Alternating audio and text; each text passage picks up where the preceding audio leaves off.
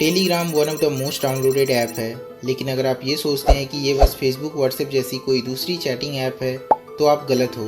Telegram की गहराइयों में क्रिमिनल्स की फुल्ली फंक्शनल इकोसिस्टम है, जहां हर तरह के क्रिमिनल्स बिना किसी डर के आसानी से अपने ग्रुप को ऑर्गेनाइज करते हैं और अपने गुनाहों को अंजाम देते हैं। कई एक्सपर्ट्स तो इसे डार्क वेब से भी ज़्यादा खतरनाक मानते हैं। डार्क वेब का एक्सेस हर किसी के पास नहीं होता है, लेकिन टेलीग्राम कोई भी डाउनलोड कर सकता है। टेलीग्राम की सच्चाई दुनिया के सामने तब आई जब कोरिया में हजारों लड़कियों को टेलीग्राम ग्रुप्स के द्वारा एक्सप्लॉइट किया गया। She says, I am the doctor's slave. I will light myself on fire in a few days in front of the SBS headquarters. Please do not run the doctor's story on air. The watermarking on the video reads, SBS Doctor's Slave. इन लड़कियों को slaves कहा जाता था, जिनसे कुछ भी करवाया जा सकता था। टेलीग्राम के फाउंडर पावेल द्रुवो हैं, जिन्हें रशिया का मार्क जुकरबर्ग कहा जाता है। इनका जन्म रशिया में हुआ, लेकिन ये यूएई और फ्रांस के भी सिटीजन हैं। रिसेंटली इन्हें फ्रांस में अरेस्ट कर लिया गया। At Pavel Durov has been arrested at a French airport. Reports say authorities have been investigating a lack of moderators on the app, which they say allows criminal activity to take place. Pavel Durov ने कभी कहा था, privacy is not for sale and human rights should not be compromised out of fear और greed. Telegram का भी सबसे important feature है privacy first policy, जो लार्ज क्रिमिनल ग्रुप्स को ऑपरेट करना अलाउ करती है। और सिर्फ बड़े ग्रुप्स ही नहीं, बल्कि जो क्रिमिनल्स अकेले काम करना पसंद करते हैं, ये उनके लिए भी किसी खजाने से कम नहीं है। जैसे कि योगेश मीना, एक स्टूडेंट जो क्रिमिनल एंटरप्रेन्योर बन गया। मार्च 2024 में योगेश मीना के क्राइम सामने आए तो लोगों के होश उड़ गए। 50 से भी ज्यादा केसेस के साथ कनेक्शन के आरोप में योगेश मीना को अरेस्ट किया गया था, लेकिन ये तो बस योगेश के क्राइम्स की ऊपरी परत थी।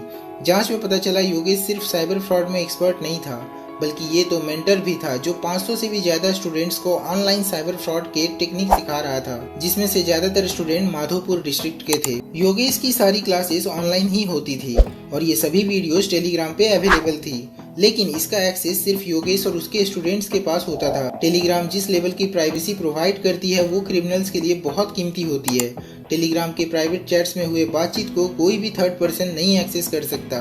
टेलीग्राम के ऑटोमेटिक डिलीट फीचर की वजह से पुलिस वालों के भी पसीने छूट जाते हैं किसी क्रिमिनल को ट्रेस करने में। एंड टू एंड इंक्रिप्शन की वजह से टेलीग्राम खुद भी इन मैसेजेस को एक्सेस नहीं कर सकती। इन फीचर्स ने योगेश की काफी मदद की उनके ग्रुप को ऑर्गेनाइज रखने में और विक्टिम्स को टारगेट करने में।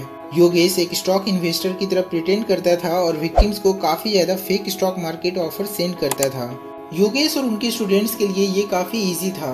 टेलीग्राम अपने यूजर्स को अलाउ करती है मिनिमम डिटेल्स देना, जैसे प्रोफाइल पिक्चर का ना होना या किसी भी तरह के पर्सनल इन्फॉर्मेशन का ना होना। टेलीग्राम की सर्च फीचर यूजर्स को अलाउ करती है उनके पसंदीदा ग्रुप्स को ढूंढने में।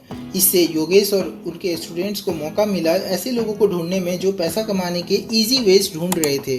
पैसों की लालच में वे योगेश जैसे क्रिमिनल्स के हाथों में फंसकर अपना सब कुछ गंवा बैठते थे।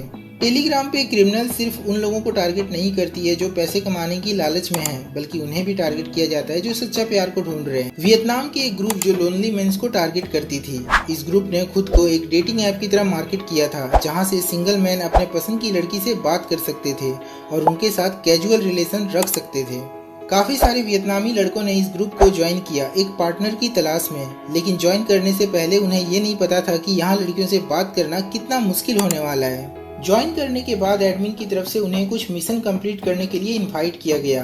उन्हें वादा किया गया मिशन कंप्लीट करने के बाद उन्हें वीआईपी मेंबरशिप दिया जाएगा, जिससे वे डिस्काउंटेड रेट पर ब्यूटीफुल लड़कियों से बात कर पाएंगे और बिना वीआईपी मेंबरशिप के वे किसी भी लड़की से नहीं बात कर पाएंगे। जितने ज्यादा वे मिशन कंप्लीट करेंगे उतने ही ज्यादा रिवॉर्ड्स दिए जाएंगे, जिससे वे ज्यादा से ज्यादा देर तक लड़कियों से बात कर पाएंगे। लेकिन यहाँ एक शर्त थी, प्रत्येक मिशन कंप्लीट करने के बाद उन्हें कुछ पैसे पे करने पड़ते थे और जितनी ज्यादा हाई मिशन होती थी उतनी ही ज्यादा पैसे पे करने पड़ते थे। यूजर्स सच्चे प्यार की तलाश में पे करते जाते थे और बदले में उन्हें कुछ भी नहीं मिलता था। अंत में यूजर्स के हाथ सिर्फ नाकामी और परेशानी ही लगती थी। टेलीग्राम की प्राइवेसी पॉलिसी की वजह से पुलिस भी इन ग्रुप को बंद नहीं करवा सकती थी। ये केसेस तो फिर भी स्कैमिंग से रिलेटेड थे, लेकिन साउथ कोरिया में जो हुआ उसने पूरे साउथ कोरिया के साथ ही पूरी दुनिया को हिलाकर रख दिया। लोगों की मानसिकता ऐसी भी हो सकती है, कई लोगों को तो ये विश्वास भी नहीं हो पा रहा था। हम बात कर रहे हैं एंथ रूम की। एंथ रूम या डॉक्टर्स रूम, ये प्राइवेट टेलीग्राम ग्रुप्स थे जिनमें 2,60,000 से भी ज्यादा मेंबर्स थे। यंग कोरियन लड़कियों से गलत काम करवाना और उसे करते हुए रिकॉर्ड करना ताकि बाद में उनकी वीडियो को सेल किया जा सके, यही इन ग्रुप्स का मेन काम था। वैसे तो इन ग्रुप्स में हजारों मेंबर्स थे, लेकिन मास्टरमाइंड सिर्फ 2 थे, चोजू बीन और मून ह्योंग। चोजू बीन को डॉक्टर के नाम से जाना जाता था, जबकि मून ह्योंग को गॉड के नाम से जाना जाता था। अपने क्राइम्स को अंजाम देने के लिए दोनों ने साथ मिलकर बहुत सारे चैट रूम बनाए थे, लेकिन सवाल आता है कैसे सिर्फ 2 लड़कों ने इतनी बड़ी क्राइम नेटवर्क खड़ी कर दी। ये सब तब शुरू हुआ जब गॉड ने एक लड़की की ट्विटर आईडी को देखा जो कि अटेंशन सीकिंग फोटोज शेयर किया करती थी। गॉड ने उस लड़की को एक पुलिस ऑफिसर बनकर कांटेक्ट किया। गॉड ने लड़की को बताया कि उस लड़की के प्राइवेट पिक्चर्स लीक हो चुके हैं, जिसे इन्वेस्टिगेट करने के लिए पुलिस को लड़की के पर्सनल इन्फॉर्मेशन चाहिए। पर्सनल इन्फॉर्मेशन मिलने के बाद गॉड उन्हें गलत वीडियो शूट करने के लिए प्रेशराइज करना शुरू कर देता था। उन लड़कियों को personal photos and video shoot करवाए जाते थे, जिन्हें बाद में गॉड अपने टेलीग्राम ग्रुप में शेयर करता था, जहां मेंबर्स से एक सर्टेन अमाउंट चार्ज किया जाता था। दूसरी तरफ डॉक्टर यानी कि चोजू बीन की स्ट्रेटेजी डिफरेंट थी। चोजू बीन यंग लड़कियों को modelling and high paying job देने के नाम पर उनसे उनकी इन्फॉर्मेशन निकलवाता था। एक बार इन्फॉर्मेशन मिल जाने के बाद वो भी गॉड के फॉर्मूला को अप्लाई करता था। इन दोनों ने मिलकर हजारों लड़कियों को एक्सप्लॉइट किया।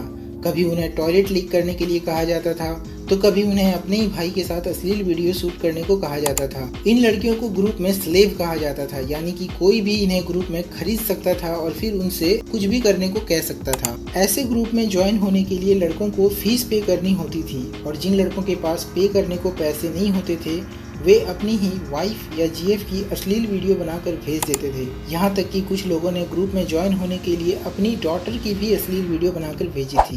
दूसरे कई सारे चैटिंग ऐप्स हैं जिसमें यूजर्स को कंप्लीट प्राइवेसी नहीं मिलती है। कंप्लीट प्राइवेसी देने में कुछ भी गलत नहीं है, लेकिन इसका फायदा क्रिमिनल माइंडेड लोगों ने उठाना शुरू कर दिया है। इसलिए यूजर्स को ही सतर्क रहना होगा और स्ट्रेंज अकाउंट से कांटेक्ट करने से पहले सावधानी बरतनी होगी।